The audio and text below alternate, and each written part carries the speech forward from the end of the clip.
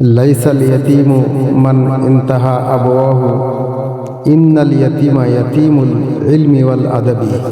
বাংলা অর্থ, যার বাবা মা মারা গেছেন সেই আসল এতিম নয়। আসল এতিম হলো সেই ব্যক্তি যে জ্ঞান ও আদব থেকে বঞ্চিত। এর ব্যাখ্যা হলো, এখানে হযরত আলী রাদিয়াল্লাহু তাআলা আনহু আমাদেরকে শেখাচ্ছেন মানুষের জীবনে সবচেয়ে বড় অভাব হলো ইলম ও চরিত্রের অভাব।